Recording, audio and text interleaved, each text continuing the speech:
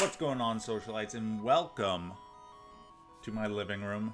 For one, I kind of had to move out of the office because we are getting some rooms redone and all that. So I am in the living room right now, probably for the next couple weeks. We'll see how long it goes. But we got the week 4 review. Sorry it's been late with the 4th of July holiday, and then work was crazy, and then it was my daughter's birthday. Just a lot going on this week. Kind of behind on some things as far as Pokemans go. But yeah, let's take a look here at the minor leagues. Simi Sears and El Paso both still up at 3-0, doing really well. El Paso had their bye week this past week. The Mighty Psyducks at 2-1. Then we got a bunch of 1-2 teams. So we'll have to see how it goes. No one's been making any changes free agent wise, but we'll see if that stays the case, as there is only 2 more weeks to make some changes. Looking at the top 10 performing Pokemon, Torkoal's still up there. Gorbis has been climbing up. That Shell Smash while in the rain with that Swift Swim, just so powerful, especially if you're hitting surfs or muddy waters. Big stuff. Dragonite got some kills last week. You see it bumping up there as well. And then nothing really else to note. Just some Pokemon just doing what they do. But yeah, Torkoal and Gorbis definitely the top 2 right now for my league MVP. See how that goes. I'm just curious, when do Simiwini and El Paso play each other? Ooh, not till the last week of the season, so we have a potential for a undefeated showdown there. Speaking of undefeated showdown, going to the major leagues, 2 teams came in undefeated, both 3-0, had to face each other, and the Pittsburgh Poltergeist come out of that, defeating your reigning champion, Boston Braviers. And let me tell you, personally, weight off my shoulder.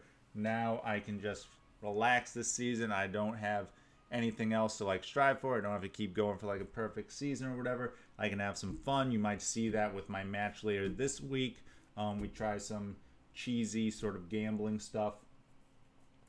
But yeah, someone else got to get the trophy this season. I got enough. Me and my wife, we got enough. Speaking of my wife, we'll get to her. We'll get to Denver Ninetales. But yep, so Pittsburgh up there, 4-0, the lone undefeated team. We'll see if he can keep the streak going ever since season 3. That's 3, 4, 5, 6, and 7.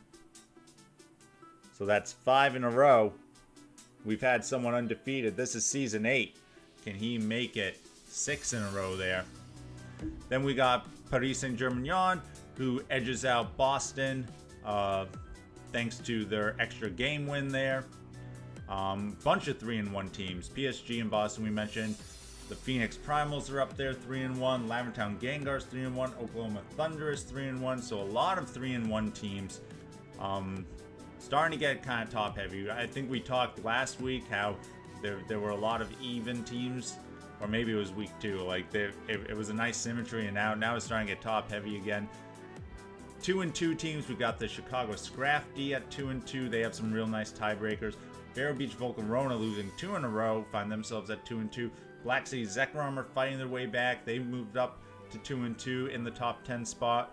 Driftville City Dragapult's taken L last week against Paris Saint-Germain. They just can't quite beat Andrew, whatever it is. But they're still there in a playoff spot. Then we got, just on the outside, still at 2-2, the Chicago Slow Kings. Then we got our 1-3 teams. I said I'd talk about her. It's the Denver Ninetales. Definitely off to their worst start ever in society history. We'll have to see if they can turn it around. New York. They got that upset win against Vero last week, but they got another L this week. Then we got Diamond Desert Dwellers, who took another L. They need to make some change to their team. We'll talk about some free agents in a little bit. And then the Buffalo Bidoofs and the Tokyo Tokus both looking for their first win of the season. Let me know in the comments, who do you think will get that win first, if either of them. You can tell me. You can be straight up. You can say, like, I don't think either of them will get it. But speaking of the Buffalo Badukes, we'll just go over our free agent pickups here. They did drop Snorlax and picked up Wheezing. Now they have Wheezing and Coughing. I'd probably drop Coughing for something else. I mean, their C tier's so weak, right? Like, look at that. But they do have Wheezing now to go with Regigigas, so we'll have to see. Regigigas at a mediocre 6 KOs, 8 feints. We'll have to see if it can turn that around now that it has the neutralizing gas combo. Driftvale City Dragapults. They picked up Machamp and dropped Walrein.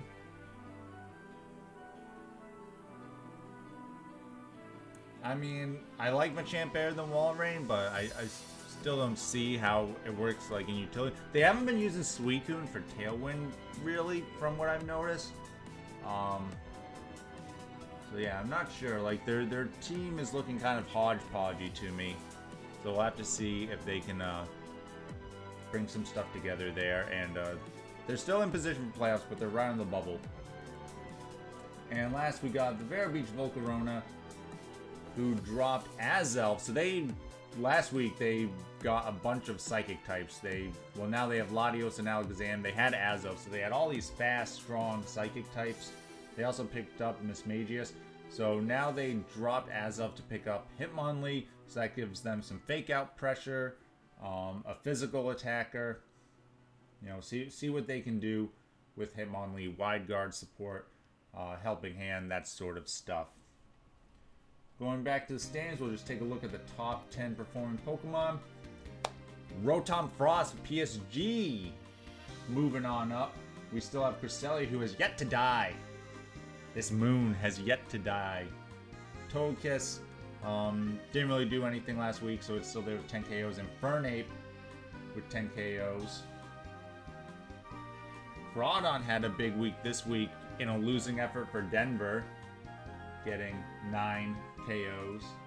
Well, moving up to 9 KOs. I think it got like 6 or 7 KOs though in the match. Mantine doing some stuff there with 10 KOs for the Chicago Scrafty. Him on top still on there. He'll probably start falling off.